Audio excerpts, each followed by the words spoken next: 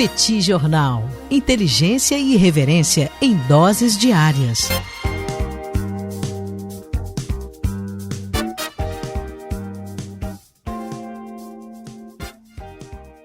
Olá, gente. Bem-vindos, bem-vindas ao Petit Jornal. Esse é o bate-papo número 1069. Estamos gravando numa live no YouTube do Petit Jornal. São exatamente 9 horas e 26 minutos da manhã de segunda-feira, 4 de maio de 2026. Cá está a dupla de costume, a dupla que você conhece de cor, Tanguy, vírgula, o Bagdadi animado, contente, preparado, revigorado, resiliente, retumbante, descansado, tarifado e preocupado, muito preocupado, o professor Bagdadi com a possibilidade de retomada do conflito no Oriente Médio. Está sem dormir o professor Bagdadi. E temos também Daniel Souza, que é esse que vos fala. Ao longo dos próximos minutos, vamos repercutir os principais acontecimentos internacionais das últimas horas e começamos com esse enorme acontecimento, ou essa enorme tensão, que é a possibilidade de retomada do conflito no Oriente Médio. Aliás, o próprio preço do petróleo já está reagindo nessa manhã a essa possibilidade, que é algo bastante preocupante. Tudo bem, professor Bagdadi? Vamos a isso? Tudo bem, Daniel Souza, com S, vamos lá para esse primeiro bate-papo da semana, o bate-papo 1069. E, Daniel, a gente aparentemente vai ter uma semana em que as coisas vão passar por algum tipo de mudança, né? Eu acho difícil que a gente chegue ao final dessa semana agora com a situação exatamente da maneira como está, com esse cessar-fogo por tempo indefinido. E a gente tem uma série de declarações, uma série de indícios que vão exatamente nesse sentido. O primeiro deles é que Donald Trump disse que não gostou da proposta iraniana, e que a proposta iraniana, a gente falou sobre essa proposta na semana passada, a proposta era, a gente abre o Estreito de Hormuz imediatamente, a gente volta a ter navegação pelo Estreito de Hormuz, e em troca disso, os Estados Unidos permitem que a gente negocie a questão nuclear só depois do fim do conflito, né? O conflito, ele passa, a gente, beleza, reabre o Estreito de Hormuz, a gente volta a ter algum grau de normalidade, e depois disso, portanto, a gente volta a negociar a questão nuclear. Já está bastante claro que os Estados Unidos não aceitariam essa proposta, vários indícios já tinham sido dados, mas ao longo das últimas horas, né, foi no final do dia de ontem, Donald Trump disse que não gostou da proposta e, portanto, que ela não seria aceita, e dessa maneira, portanto, a gente tem a possibilidade de uma volta do conflito ao longo das próximas horas ou dos próximos dias. Aliás, o próprio Irã já se disse pronto para a volta do conflito a qualquer momento, né, a possibilidade da retomada de bombardeios. E ao longo das últimas horas também, aqui quando eu falo das últimas horas, é literalmente, né, a gente está gravando esse episódio aqui, nesse momento são 9 horas e 29 minutos da manhã de segunda-feira, né, horário de Brasília, e tem mais ou menos 1h30 que o Irã disse que atingiu com 2 mísseis seus um navio militar dos Estados Unidos que estava próximo ao Estreito de Hormuz. Então, esse navio militar dos Estados Unidos teria ignorado alertas da Guarda Revolucionária e teria sido, portanto, atingido por 2 mísseis. Os Estados Unidos negaram, disseram que nenhum navio seu foi atingido e que, portanto, a Guarda Revolucionária iraniana fabricou essa notícia. E no meio desses acontecimentos todos, os Emirados Árabes Unidos disseram que o Irã lançou 2 drones suicidas contra um petroleiro afiliado à sua estatal de petróleo e chamou o ato de coerção, chantagem e pirataria. Então a gente tem, Daniel, um momento muito, muito tenso, muito complicado, né, quando a gente fala sobre o Estreito de Hormuz, e aí tudo isso pressiona o petróleo para cima, né? Fica todo mundo preocupado, a guerra pode voltar, o petróleo é pressionado para cima. E a gente sabe, né, Daniel, que o Trump, nesses momentos, ele tenta dar uma aliviada. E ele disse que vai dar um jeito, Daniel. Vou resolver, vou dar uma aliviada. E apresentou o seu plano, o seu projeto. Como é que ele vai fazer, Daniel, para dar uma aliviada na questão do petróleo no Estreito de Hormuz? Tanguy, agora o Donald Trump trouxe a solução que faltava para o problema do Estreito de Hormuz, e a solução é o projeto Liberdade. O projeto Liberdade, que na prática será a escolta militar americana para navios que estão retidos e que não conseguem passar pelo Estreito de Hormuz. O interessante é que o Donald Trump anunciou isso numa rede social, a Truth, sem briefing formal, sem dar detalhes operacionais, sem explicar como é que isso vai funcionar. A escolta militar de navios civis em área de conflito é um passo muito sério. Aliás, não é à toa que os Estados Unidos sempre hesitaram oferecer essa sinalização. Isso pode ser interpretado, inclusive, como um ato de guerra pelos iranianos. O Trump disse que essa escolta começaria hoje, dia 4 de maio de 2026, hoje de manhã, pelo horário do Oriente Médio. Não temos ainda uma confirmação se essas escoltas efetivamente começaram, mas isso levanta uma série de questões, né? Se você vai ter destroyers envolvidos, aviões, se vai ter coordenação com outros países da região ou não, se vai ter coordenação com outras potências internacionais. Nada disso foi explicado pelo Donald Trump no melhor estilo Donald Trump, onde o anúncio é mais importante do que o fato, o anúncio é mais importante realmente do que entregar resultados mais concretos das ações que acabam sendo anunciadas. E o que eu achei interessante, Tanguy, é que eu pedi ao Claude, a inteligência artificial, para fazer uma estimativa de quanto custaria justamente algo nesse sentido, escoltas nesse sentido. É claro que o Claude acabou botando ali um raio bastante amplo, porque afinal você não tem maiores detalhamentos, mas ele destacou que isso custaria entre 50 e 150 milhões de dólares por dia, o que é bastante dinheiro.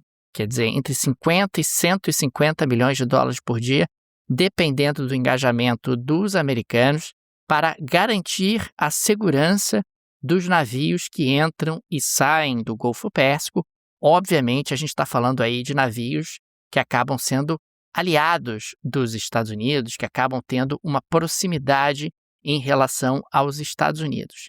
É interessante também destacar, Tanguy, que ao longo das últimas semanas aumentou muito a pressão sobre o Irã, porque o bloqueio dos Estados Unidos ao petróleo iraniano, tudo leva a crer, está funcionando, está resultando.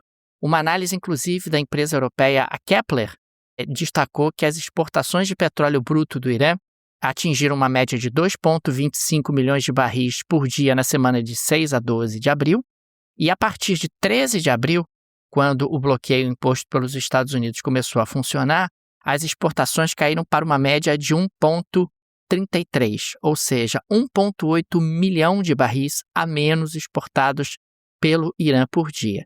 Na prática, a gente está falando sempre de estimativas, você não tem dados oficiais e, eventualmente, as estimativas até variam dependendo da empresa ou do órgão que fez o levantamento. É importante sempre lembrar que o petróleo bruto representa cerca de 50% a 60% das receitas cambiais do Irã, das receitas em moeda forte, e em que 90% dessas exportações e dessa moeda forte acaba vindo da China. Consequentemente, é um impacto econômico relevante sobre o país. A gente chegou a explorar isso na semana passada, o impacto sobre a moeda iraniana. Se você tem menos moeda forte entrando, é claro que a moeda iraniana acaba se desvalorizando.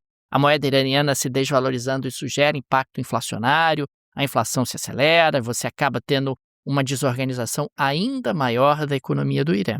Agora, o Irã tem dado todos os sinais de que, olha, eu aguento, eu estou pronto para isso, me preparei a vida toda para isso, se tiver embargo, se tiver problemas, etc., me parece que o tempo está a meu favor e não a favor dos Estados Unidos. Tanto isso é verdadeiro que houve esse movimento, que é um movimento relevante por parte do governo americano, de anunciar escoltas para que você tenha ali a passagem pelo Estreito de Hormuz.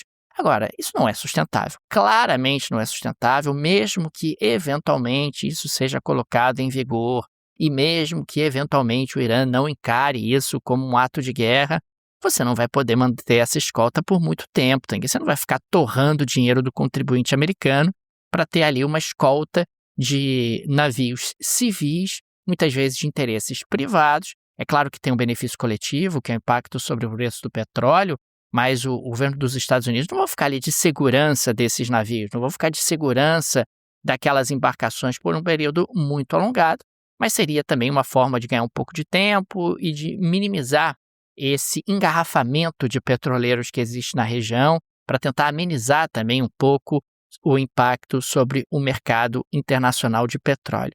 Sempre lembrando que a gente está falando realmente de uma região que certamente não sairá igual depois desse conflito. Não sairá do ponto de vista logístico igual, você vai ter aí o aprofundamento da busca de alternativas ao Estreito de Hormuz para escoar a produção de petróleo e gás, não sairá igual do ponto de vista de alianças. A saída dos Emirados Árabes Unidos da OPEP na semana passada já ilustra isso de maneira muito cristalina, e não sairá igual do ponto de vista do peso econômico também. A tendência é que alternativas energéticas, seja de petróleo, seja de matriz renovável, ganhem força em outras partes do mundo, diluindo um pouco o peso do Golfo Pérsico no mercado de energia global, mais ou menos como aconteceu lá no choque do petróleo, nos 2 choques do petróleo na década de 70, onde o Golfo Pérsico e a OPEP perderam espaço, tiveram o seu poder diluído.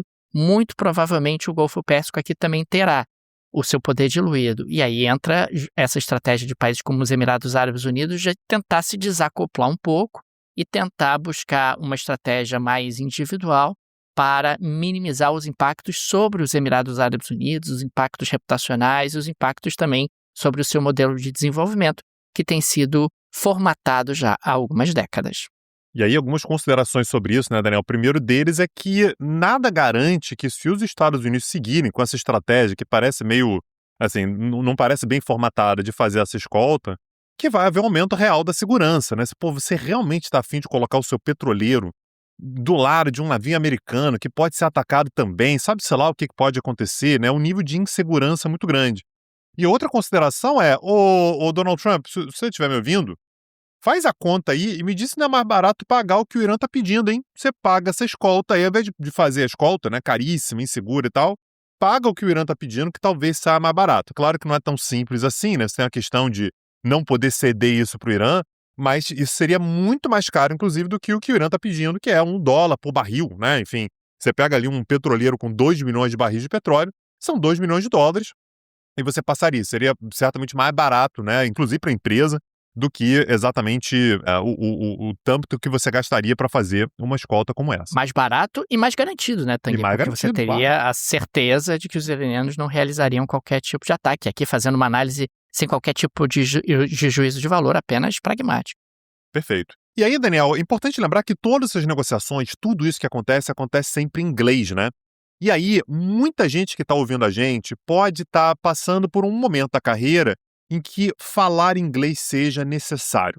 Me diz aí, você que está me ouvindo, me diz se já não aconteceu a possibilidade de uma entrevista, uma palestra, né, uma conversa, né, que eventualmente, né, do ponto de vista profissional possa ser importante, ou então se você não vislumbra uma possibilidade de crescimento profissional daqui para frente. O Cambly, que é a melhor plataforma que você pode encontrar por aí para estudar inglês, para aprimorar o seu inglês, tem tudo o que você precisa para conseguir amadurecer o seu inglês ou reativar o seu inglês, né, Daniel? Tem muita gente que às vezes já estudou inglês no passado e tal, mas está meio adormecido, faz tempo que não estuda, faz tempo que não fala, está meio enferrujado. O inglês, o Cambly tem todos os seus tutores nativos e oferece nesse momento 60% de desconto para você começar a estudar inglês ou voltar a estudar inglês. Daniel, a gente tem planos, portanto, que saem por R$ 37,00 por mês, para você que sabe que profissionalmente isso pode ser muito importante, pode abrir novas oportunidades, novas possibilidades, né? Um novo universo do ponto de vista profissional. Não perde essa oportunidade. É por pouquíssimo tempo, tá, gente? Então não adianta esperar muito, mas o link está na descrição desse episódio. Tem um código do Petit Jornal que é Petit Carreira. É literalmente para isso, para você pensar na sua carreira, com um super desconto, 60% de desconto, é o melhor desconto do ano, planos a partir de R$ 37,00. Tenho certeza que vai se pagar fácil, mas muito fácil, a partir de qualquer avanço profissional que você tenha lá na frente, Daniel. Imperdível, gente. Link no descritivo desse episódio, código no descritivo desse episódio, condições especialíssimas para os amigos e amigas do Petit Jornal. Inglês é incontornável, reativar o inglês, manter realmente o seu inglês afiado, acaba sendo importante não só para questões profissionais, mas também pessoais, culturais. A língua inglesa é muito, muito incontornável. Aproveitem, link no descritivo desse episódio. E, Daniel, continuando a falar sobre Hormuz, a gente teve a liberação aqui também, quando eu falo das últimas horas, é literal, né? Isso tem 3 horas que o Irã lançou isso aqui, foi lançado pela Guarda Revolucionária do Irã, é o novo mapa do Estreito de Hormuz. Eu vou tentar descrever aqui, Daniel, a gente, claro, tá no podcast, a gente não tem exatamente o recurso do mapa, mas o Estreito de Hormuz, ele é tradicionalmente dividido ao meio, né? Então você tem a parte norte, que é a do Irã, a parte sul que pertence ou aos Emirados Árabes Unidos ou uma outra parte a Omã. Então o estreito está dividido dessa maneira. Você, quando vai cruzar, portanto, cruzar o Estreito de Hormuz, você pode passar ou pela parte iraniana ou pela parte, né, dos Emirados Árabes Unidos, passa por Omã e chega, portanto, ali no Mar da Arábia, né? Então esse é o caminho tradicional. O que o Irã fez nas últimas horas, Daniel, foi redesenhar o mapa do Estreito de Hormuz. E, basicamente, ele estabeleceu que tudo que está no estreito é território iraniano, é controlado pelo Irã. Então, ele tirou, portanto, aquela linha que passa pelo meio, pelo centro do Estreito de Hormuz, e estabeleceu uma linha norte-sul antes do estreito e uma linha norte-sul depois do estreito. Isso significa, Daniel, que, segundo a Guarda Revolucionária do Irã, há um reforço aqui de uma ideia que o Irã já vinha trabalhando há algum tempo. Tudo aquilo, a partir de agora, passa pelo Irã. Não tem mais a possibilidade, portanto, que era uma possibilidade histórica, que há muito tempo existia, que era de você cruzar o Estreito de Hormuz por Omã. Essa possibilidade, na visão iraniana, não existe mais. Mesmo que você passe colado na costa de Omã, aquilo está numa zona de influência iraniana. A gente já falou sobre isso aqui várias vezes, Daniel, que esse é o grande avanço que o Irã quer para esse conflito. Beleza, está tendo conflito, é horrível, tem bloqueio, foi bombardeado, pode ser bombardeado de novo, mas o Estreito de Hormuz, na visão iraniana, não será mais o mesmo. E aí, dessa maneira, o Irã coloca para os Estados Unidos duas possibilidades. A gente já falou sobre isso semana passada, isso me parece cada vez mais claro. Estados Unidos tem duas possibilidades, você só pode escolher uma das duas. Eu não vou te ceder os dois. Ou o Estreito de Hormuz fica desse jeito e a gente negocia o programa nuclear, ou a gente negocia o programa nuclear. Mas o Estreito de Hormuz, eu fui circular aqui, né? Mantém o Estreito de Hormuz sob meu controle, a gente negocia o programa nuclear, ou o contrário, tá? Eu não vou te ceder os dois. Eu não tenho como te ceder os dois. Nenhum dos dois casos, o Irã ele vai sair ganhando. Até esse momento havia a preocupação que era o Irã não controlava o Estreito de Hormuz de forma completa, só a sua parte, e os Estados Unidos pressionavam para negociar o programa nuclear. Talvez fosse uma concessão que o Irã tivesse que fazer. O Irã chegou a negociar o programa nuclear 10 anos atrás. Agora, portanto, o Irã ele tenta dar um passo a mais nesse tabuleiro. Eu preciso de uma posição mais sólida, inclusive porque agora a minha insegurança é maior porque eu fui bombardeado. Eu quero ver agora qual vai ser a reação dos Estados Unidos, né, Daniel? Certamente não vão reconhecer esse novo mapa, mas é algo que os Estados Unidos vão ver certamente com muita preocupação e que o Irã avança, portanto, uma tentativa de dominar geopoliticamente uma região que é extremamente importante globalmente, economicamente, geopoliticamente. Vamos ver o que vai acontecer, mas temos, na visão iraniana, segundo a Guarda Revolucionária do Irã, um novo mapa para o Estreito de Hormuz, Daniel. Tanguy, no dia de hoje está acontecendo a reunião de cúpula da Comunidade Política Europeia. A Comunidade Política Europeia é um grupo que foi criado em 2022 e que tem 47 países. Além dos países da União Europeia, tem também o Reino Unido, tem países do Cáucaso, tem a Ucrânia, tem a Turquia, e acaba sendo, como o próprio nome sugere, um grupo para discutir a política europeia, para tentar coordenar ações e para tentar estreitar o diálogo. Pois bem, a reunião de hoje vai ser em Erevan, capital da Armênia, e quem vai é o Starmer, o primeiro-ministro do Reino Unido. Afinal, o Reino Unido faz parte desse grupo da Comunidade Política Europeia e ele vai iniciar negociações para que os britânicos possam aderir àquele empréstimo de 90 bilhões de euros sobre o qual a gente falou aqui no Petit Jornal para ajudar a Ucrânia. Esse empréstimo foi aprovado pela União Europeia no mês passado e ele deve cobrir 2/3 das necessidades ucranianas pelos próximos 2 anos, com a maior parte dos recursos sendo destinada à área militar. O Starmer vai discursar, na capital da Armênia, a primeira visita de um líder britânico à Armênia desde Margaret Thatcher em 1990, e existe ali a ideia de sinalizar que o Reino Unido quer colaborar com a União Europeia no fornecimento de equipamentos militares essenciais à Ucrânia, também quer realmente anunciar um novo pacote de sanções severas contra empresas russas por intermediar a cadeia de suprimentos militar da Rússia. E fica sempre aquela pergunta, Ô Reino Unido, você saiu da União Europeia, meu Deus do céu!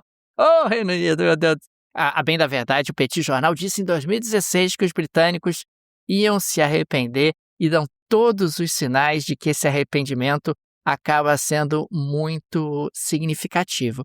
Aliás, na semana passada, quando nós tivemos o rei Charles em Washington, uma das coisas nas quais ele foi mais claro foi na necessidade de apoiar a Ucrânia, né? E falando isso na frente do Donald Trump, que tem sido um problemaço para a Ucrânia e no que tange a apoio no seu esforço de guerra contra a Rússia. Os europeus estão particularmente empolgados, Tanguy, com algo que a gente já trouxe aqui no Petit Jornal, que tem sido a capacidade bélica dos ucranianos através de ataques com drones, inclusive impactando de forma relevante a produção de petróleo da Rússia, que a gente também já trouxe aqui no Petit Jornal.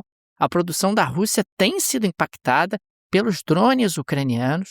Os europeus têm considerado que essa tecnologia é uma tecnologia de vanguarda do ponto de vista militar e uma tecnologia na qual os ucranianos têm se destacado de maneira muito significativa, porque acaba sendo uma tecnologia relativamente barata, uma tecnologia escalável e com uma capacidade de dano militar relevante, ainda mais numa guerra assimétrica, onde você tem um exército muito mais poderoso que é o exército da Rússia contra o exército ucraniano, que tem conseguido ali se defender. Então, é um momento de uma certa empolgação por parte dos europeus no que diz respeito à capacidade da Ucrânia de se defender, no que diz respeito à capacidade da Ucrânia de impor danos à Rússia, e por isso também existe aí esse momento de vamos botar mais dinheiro na Ucrânia, é o momento de botar mais dinheiro na Ucrânia, não vamos deixá-la sozinha, e mesmo que os Estados Unidos não queiram, azar dos Estados Unidos, vamos nós ajudar os ucranianos dentro das nossas possibilidades, porque isso acaba sendo um elemento de defesa e de segurança para o resto do continente europeu, não apenas para a própria Ucrânia. E aliás, por falar em Europa, Daniel, a gente teve mais um arranca-rabo entre Estados Unidos e Alemanha, né? Na última segunda-feira, né, então faz uma semana, o chanceler alemão Friedrich Merz, ele disse que o Irã estava humilhando os Estados Unidos nas negociações de paz. Todo mundo pensa isso, né? O Irã tá ali fustigando os Estados Unidos, está gerando dificuldade, né? Tá levando, inclusive, uma queda de popularidade nos Estados Unidos e tal.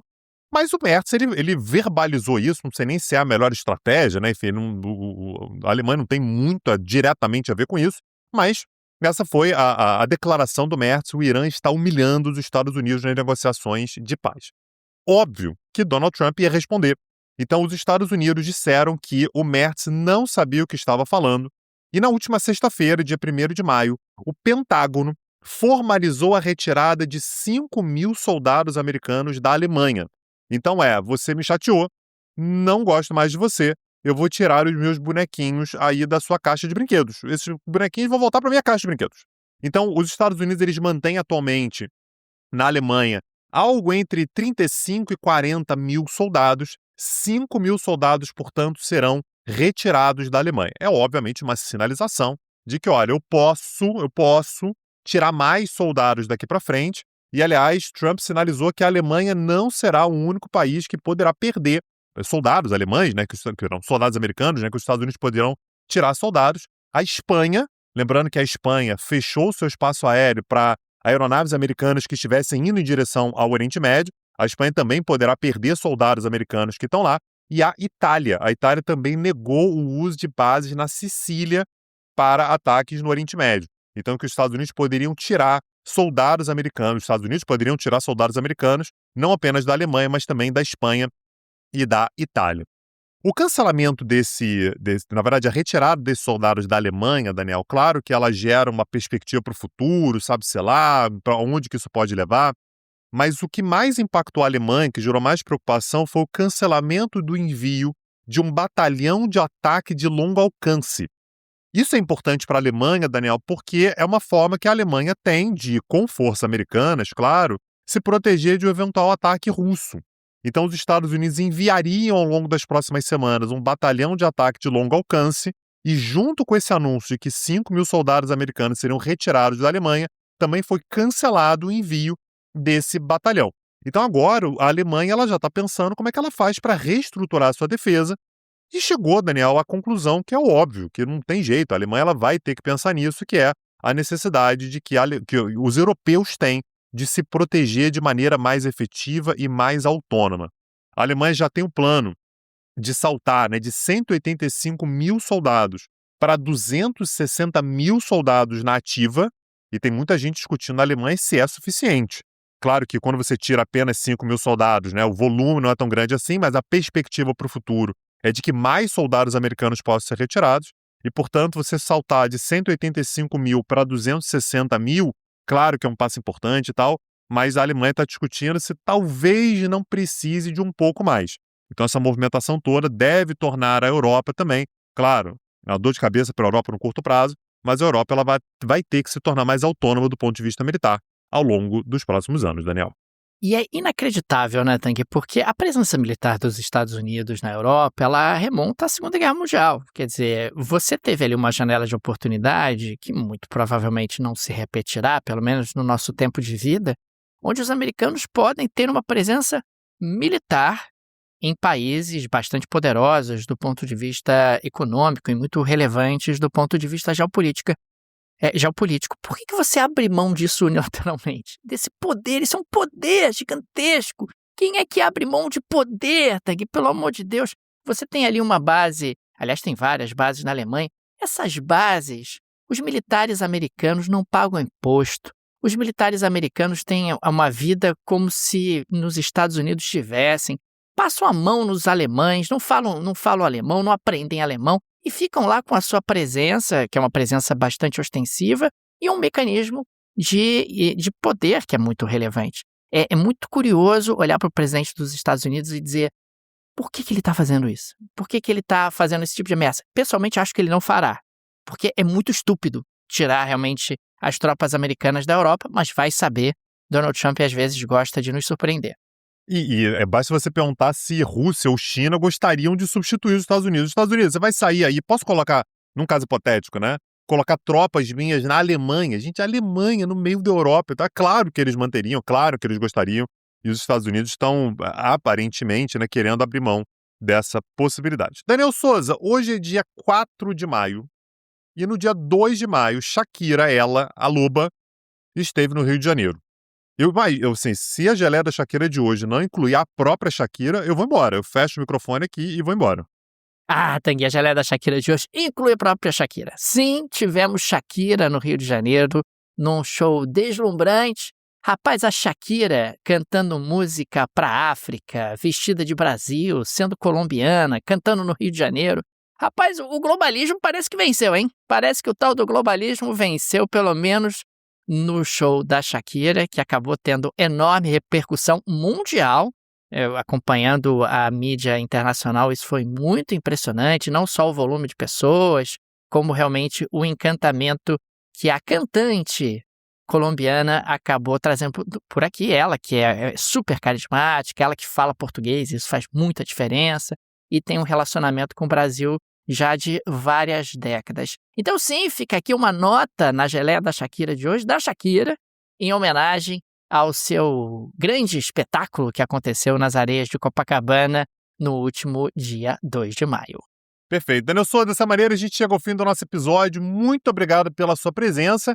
Hoje à noite, excepcionalmente, não teremos episódio. A gente volta com um novo bate-papo amanhã, na terça-feira, à tarde, né? A gente faz essa gravação, logo depois vai para o feed do seu podcast, mas a gente deixa aqui o nosso agradecimento. E se você vai ficar com saudade da gente, às vezes a pessoa fica com o coração apertado, né, Daniel? Poxa, não vai ter episódio hoje à noite e tal. Acesse lá, peticursos.com.br. Você vai ter acesso a um monte de aula nossa, aulas sobre temas extremamente atuais, aula sobre Oriente Médio, sobre América Latina, que é aula sobre Colômbia, aliás, para saber de Shakira, tá lá também. Tem aula sobre Colômbia, tem aula sobre Venezuela, tem aula sobre a América Latina, tem aula sobre África, sobre Europa, sobre Oceania, sobre vários países asiáticos. Acesse lá, peticursos.com.br. Fica também o nosso agradecimento aos apoiadores e apoiadoras do Petit Jornal, vocês que ajudam a manter nosso projeto. Fica nosso carinho, nosso abraço, nosso muito obrigado a cada um de vocês. O Petit é uma mídia artesanal, não tem aí o trabalho de um conglomerado de mídia ou de uma grande produtora, por isso a ajuda de nossos apoiadores é tão importante, por isso sempre agradecemos a cada um de vocês. Fica também o convite, se você gosta do nosso projeto, se ele faz diferença na sua rotina, considere nos apoiar No descritivo desse episódio tem várias alternativas. Tem a chave Pix, que é uma forma prática, instantânea de apoiar o Petit Jornal. A chave Pix está no descritivo desse episódio. Tem também o link do Apoia-se, o link do Patreon. Tenho certeza que uma dessas alternativas será confortável para você. É isso, Daniel Souza. Amanhã estamos de volta. Um abraço, até a próxima. Valeu! Tchau, tchau. Petit Jornal. Inteligência e irreverência em doses diárias. Acesse www.petitjornal.com.br.